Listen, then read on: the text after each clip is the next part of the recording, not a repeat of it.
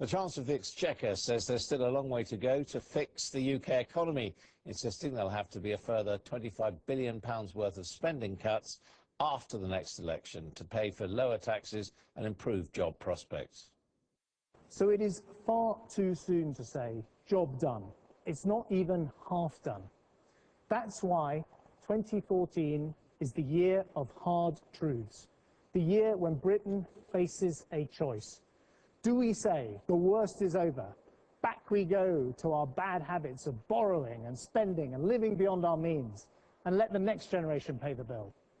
Or do we say to ourselves, yes, because of our plan, things are getting better, but there is still a long way to go and there are big underlying problems we have to fix in our economy? More repairs, more cuts, more choice in 2014. Well, our economics editor, Ed Conway, is in Birmingham covering Mr. Osborne's speech today, and he joins us from there now. And, Ed, people might be a bit confused. We were told before Christmas there was a lot of good news about growth. Now we're told the job isn't even half done. Is the Chancellor right? That's right. And I mean, those speeches before Christmas were about how Britain was turning the corner and how the economy was improving.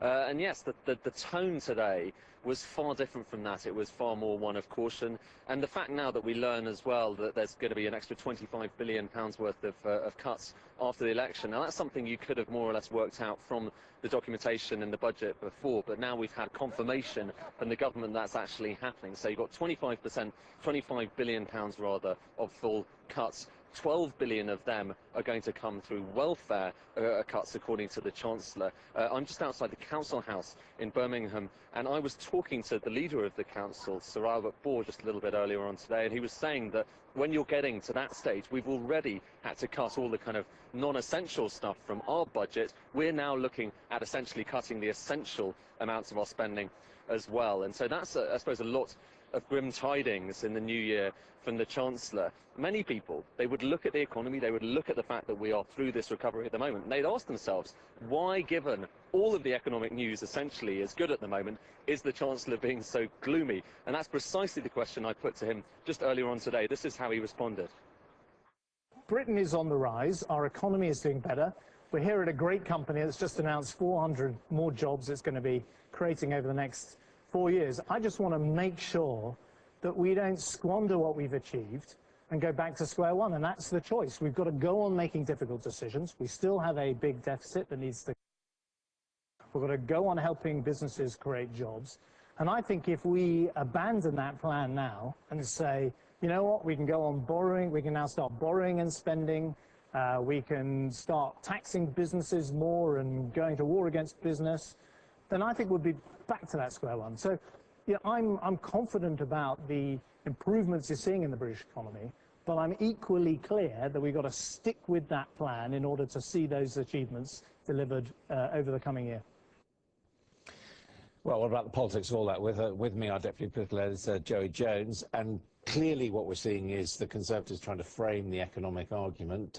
How's that been received by their opponents? Yes, well, I think that the very sober tone serves a dual purpose for George Osborne. One he laid out in his speech quite clearly is that he thinks that if people are persuaded that there are tough times still to come, they will turn to what they view as a more credible government, which he thinks that they will see as the Conservatives rather than the Labour Party, who, in his words, had let things run out of control last time round. I also, though, think it's about saying to his own party, don't get too gleeful, don't get too overexcited in a way that might not actually chime with what the British public are feeling, just as the economy is getting better. But then the big George Osborne tactic is to box in his opponents, particularly Labour. We've seen him do it on welfare before, where he had votes on things like the welfare cap and the spare room subsidy or bedroom tax. Now he's going to have votes on his spending strategy to try to say to Labour, what would you do? Now, equally, that applies to the Lib Dems, of course, but they at least get fair warning in a way that the Labour Party do not.